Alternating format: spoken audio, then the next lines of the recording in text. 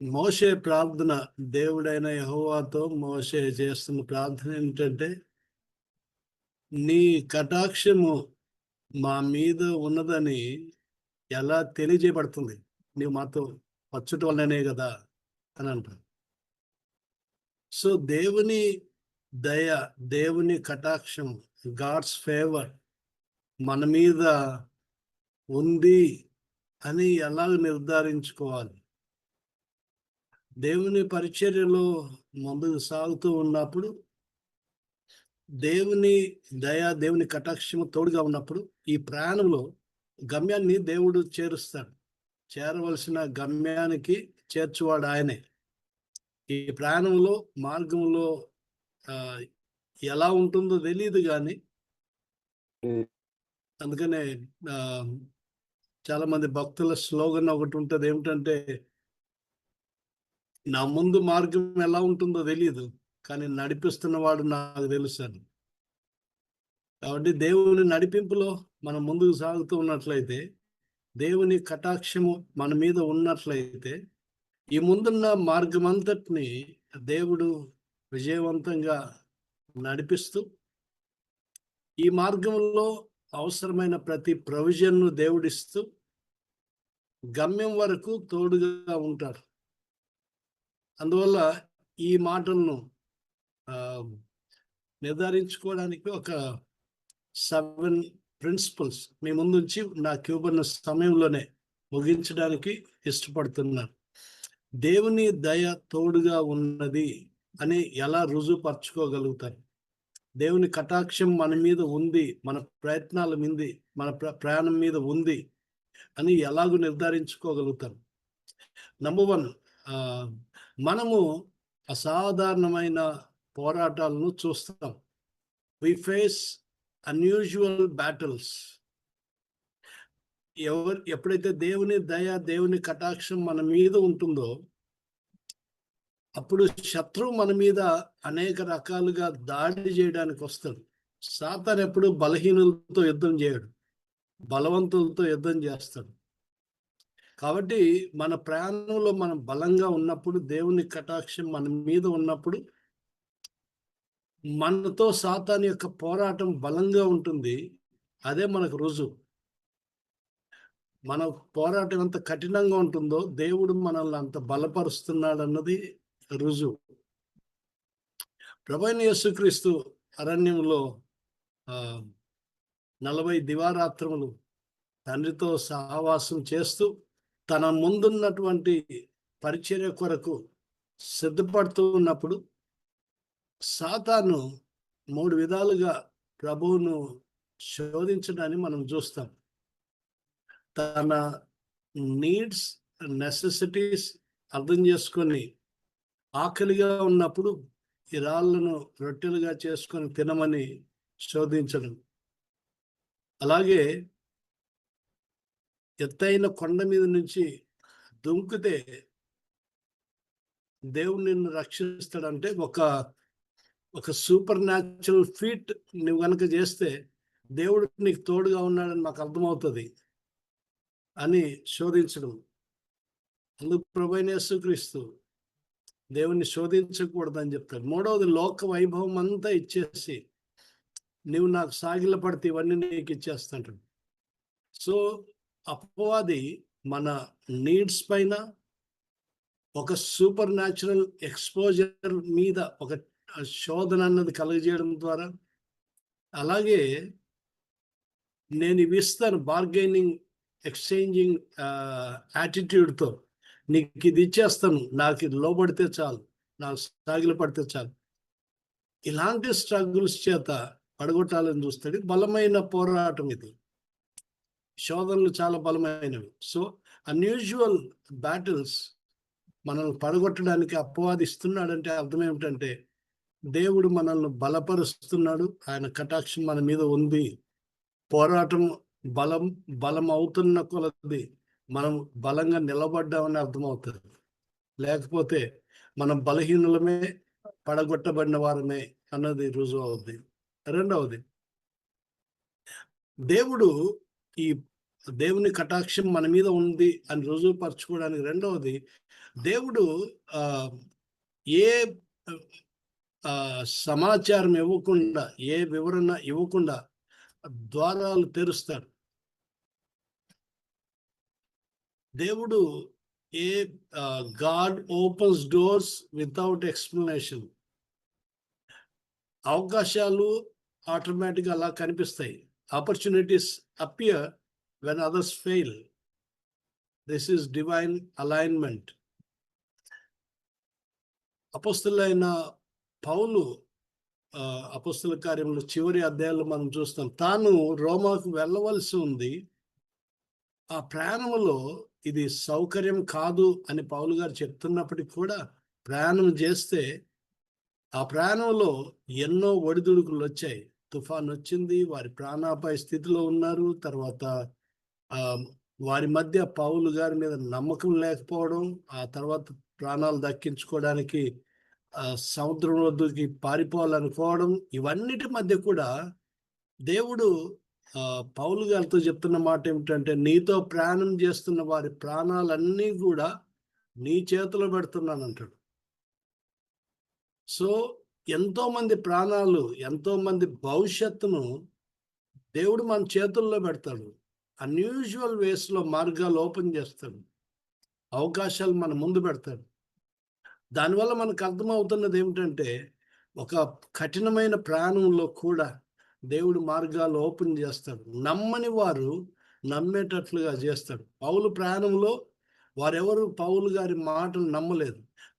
ప్రారంభంలో నమ్మలేదు, ఆ తర్వాత నమ్మారు. ఆయన ఏం చెప్తే అది చేశారు. సో నాయకత్వంలో కానీ, ఇలాంటి టఫ్ జర్నీలో కానీ, సేవలో చాలాసార్లు ప్రజలు మనల్ని నమ్మకపోవచ్చు, మన వెంట ఉన్నవారు మనల్ని నమ్మకపోవచ్చు. కానీ మార్గం కఠినమైనప్పటికీ దేవుని దయ కటాక్షము మన మీద ఉన్నప్పుడు దేవుడు అనుకోని ద్వారాలు మన కొరకు తెరుస్తాడు. ఆపర్చునిటీస్ ఒకటి ఫెయిల్ అవుతుంటే ఇంకొకటి దేవుడు ఓపెన్ చేస్తాడు. మనం అడగకుండానే, వివరణలు అక్కర్లేకుండానే దేవుడు ద్వారంలో ఓపెన్ చేస్తాడు. That's how God deals with us by showing his favor upon us. రెండవది. మూడవది, ఈ యొక్క ప్రయాణంలో you have an unbreakable spirit. నీ పైన ఏది దాడికి వచ్చినా, ఎలాంటి పరిస్థితులు దాడికి వచ్చినా నువ్వు నిలబడతావు. ప్రతిసారి బలంగా నిలబడతావు. అనాబాప్టిస్ట్ ఉద్యమం అలా ఎన్నో దాడులను తట్టుకొని నిలబడింది. కారణం ఏమిటంటే ప్రార్థనా జీవితం, వారికి ఉన్నటువంటి దేవుని పట్ల ఉన్న సమర్పణ జీవితం. కాబట్టి అందుకు బెస్ట్ ఎగ్జాంపుల్గా దానియేలు జీవితంలో దానియేలును పడగొట్టడానికి ఎంతో మంది కుతంత్రములు చేశారు. కానీ దానియేలు ప్రార్థనా జీవితం ఏమాత్రము భయపడనటువంటి ప్రార్థనా జీవితం. తాను యథావిధిగా తాను చేసే ప్రార్థనా జీవితాన్ని పడగొట్టడానికి చేసిన కుతంత్రంలో కూడా తాను రాజీ పడకుండా, తలుపులు మూసుకొనకుండా, లొంగకుండా తన ప్రార్థనా జీవితాన్ని పట్టుదలగా కొనసాగించినటువంటి దానియేలు జీవితం. No matter what hits you stand back in every time. అలాంటి దృఢత్వాన్ని దేవుడు ఇస్తున్నాడు అంటే దాని అర్థం ఏమిటంటే, God's favour is upon us. దేవుని దయ మన మీద ఉంది, ఆయన కటాక్షము మన మీద ఉందని రుజువు అవుతుంది. ప్రతిసారి ఈ ప్రయత్నంలో, ఈ ప్రయాణంలో, ఇలాంటి పరిస్థితుల్లో దేవుని కటాక్షం నా మీద ఉన్నదా అని రుజువుపరుచుకుంటూ, దానివల్ల బలపడుతూ, మరింత ప్రోత్సహించబడుతూ ముందుకు సాగడానికి ఈ పాఠాలు మనకు నేర్పిస్తాయి. నాలుగవది, కొన్నిసార్లు దేవుడు తన కటాక్షమును మన మీద చూపిస్తున్నప్పుడు మన ప్రభావమును విస్తరింపజేస్తాడు. ఎగ్జాంపుల్, ఆదిమ సంఘం వారు సహవాసం అందును, ప్రార్థన అందును, రొట్టె విరుచుట అందును, అపోస్తుల బోధ అందును ఎడతెగక నిలిచి ఉన్నారు. వారు బయటికి వెళ్ళి పెద్ద ప్రయత్నాలు చేయలేదు వారి ప్రభావం చూపించడానికి. వారు లోపల వారి అంతరంగ సహవాసపు జీవితం ఎంత ప్రభావం గలది అన్నప్పుడు దాని ప్రభావం బయటికి వెళ్ళింది. అనేకులకు దేవుని భయము కలిగింది. రిజల్ట్ ఏమిటంటే అనేకుల్లో దేవుని భయం వచ్చింది. రెండవది, ప్రభు అనేకులను వారితో చేర్చుచూ ఉండను. God brings people in. దేవుడు ప్రజలను తాను లోపలికి తీసుకొని వస్తాడు.